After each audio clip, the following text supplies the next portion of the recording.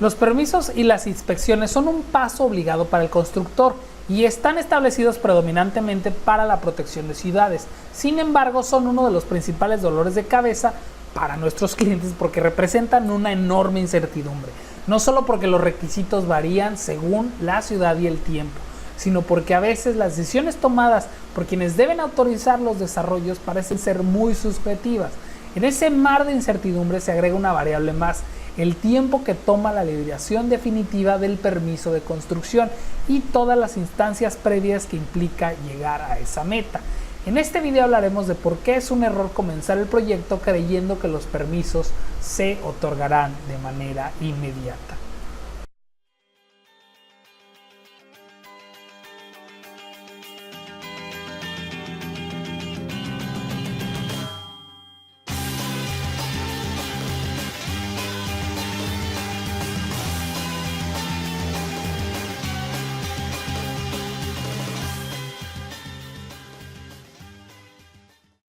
Hola, ¿qué tal, constructores? ¿Cómo están? Yo soy el arquitecto Jesús Arroyo y bueno, esto es Planos Constructivos, en donde hablamos de construcción, arquitectura y todo lo relacionado a esto. Y parte de construir pues son los famosos permisos de construcción, en donde pues muchos de los desarrolladores pronostican una fecha y basados en esto asumen costos y riesgos importantes.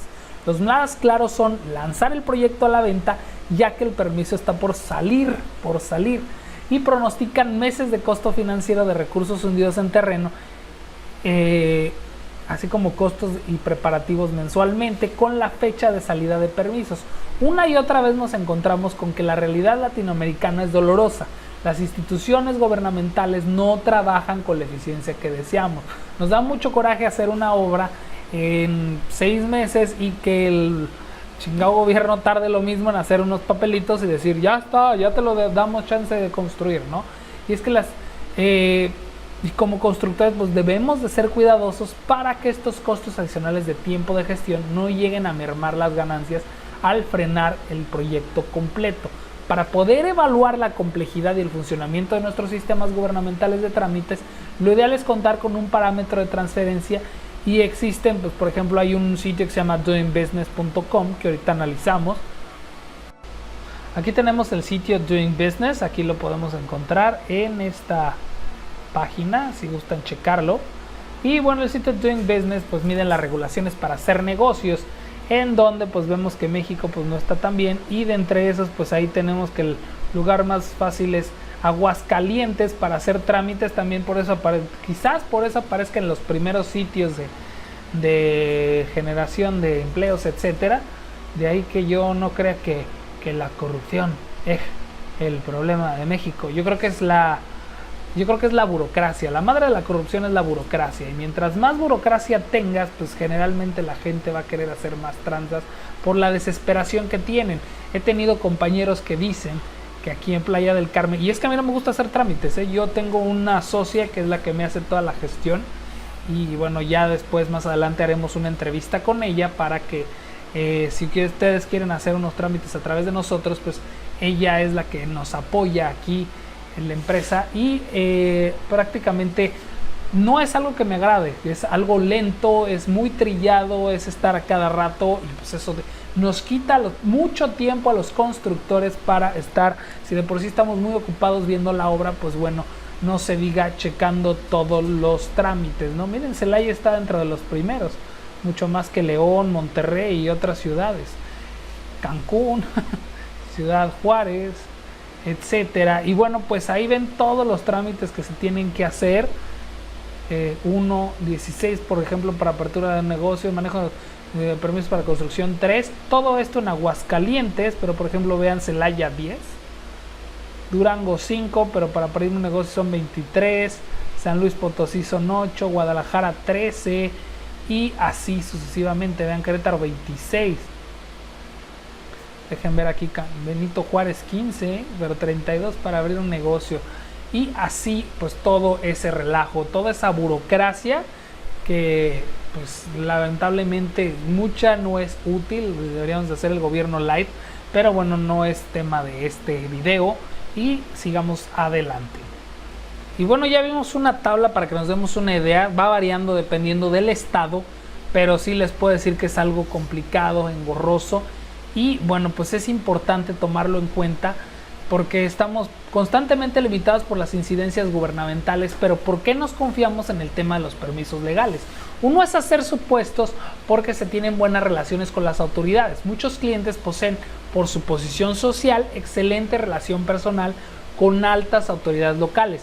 Estas conexiones provocan en ocasiones que el cliente asuma que tendrá un trato preferencial. La realidad nos demuestra que este trato personal está desconectado del profesional y no debemos dejarnos llevar por suposiciones, que si eres hijo del regidor, etcétera, mira, eso no lo tomes en cuenta cuando vayas a hacer un proyecto. 2, y es que como referencia casos del pasado o conocidos, siempre que se da una cifra de tiempo estimado de permisos, escuchamos, es que el proyecto tal salió en ese tiempo, por lo que nuestro proyecto deberá correr la misma suerte. Un proyecto aislado no es referencia de promedio. En ese sentido, es preferible hacer una revisión más amplia de casos o considerar el protocolo estándar y adicional un tiempo de colchón. La tercera es que nos basamos en pronósticos de gestores externos. Los gestores externos tienden a tener que vender su servicio, por lo mismo suelen hacer promesas iniciales que están por encima de las realidades que pueden lograr. Debemos ser cuidadosos con estos supuestos, sobre todo si nos generarán implicaciones financieras. Una buena estrategia es darle un incentivo financiero al logro de tiempos establecidos al gestor externo. La cuarta es considerar la flexibilidad por parte de las autoridades. Es que muchos proyectos no se adaptan estrictamente a las legislaciones urbanas existentes. Para ellos, los desarrolladores asumen que podrán convencer a las autoridades de flexibilizar sus regulaciones a favor de nuestro proyecto. Y nuestra mente siempre es optimista, sobre todo en proyectos. Esto en muchas ocasiones implica llevar a cabo procesos fuera de lo estándar y extender periodos burocráticos.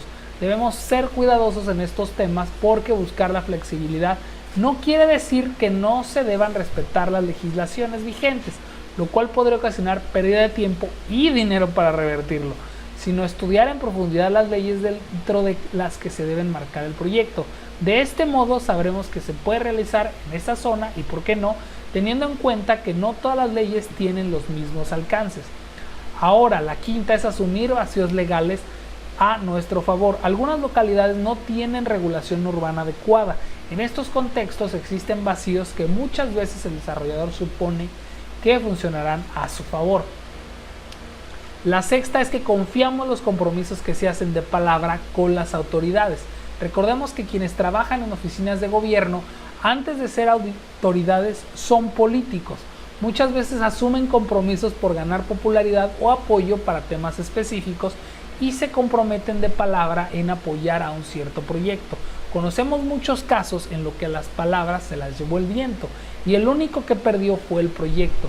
Como caso de aprendizaje, pues está por ejemplo la Plaza Calzada del Valle, en donde está en una de las avenidas más exclusivas y quizás mejor posicionadas de la parte de Monterrey, en donde se analizaron a profundidad las dinámicas del mercado y en conjunto de un equipo de trabajo pues se diseñaron diversas hipótesis de proyecto para desarrollar, y es que la intención era acelerar el proceso de planeación para llegar a la instancia de solicitud de los permisos, y una vez que estos se liberan entonces ya refinen el proyecto. Al momento de inicio los trámites se dieron un inicio de cambio de administración municipal que impactó en contra del desarrollo en el municipio. Las instituciones gubernamentales no dieron respuesta a las solicitudes de permiso y se tuvo que recurrir a un juicio para presionar a la administración pública. 2 años después, e incluida una inversión en juicios y en 2 proyectos completos llevados a permisos, aún no tienen autorización para iniciar la obra. Los costos de preparativos que tiene el proyecto a la fecha ya lastimaron fuertemente la proforma, lo cual provocó que incluso se revisara nuevamente la factibilidad del emprendimiento. Aunque este proyecto pudiera ser un caso atípico, lo importante es tener claro que se deben cuidar los recursos invertidos previamente al inicio de las obras.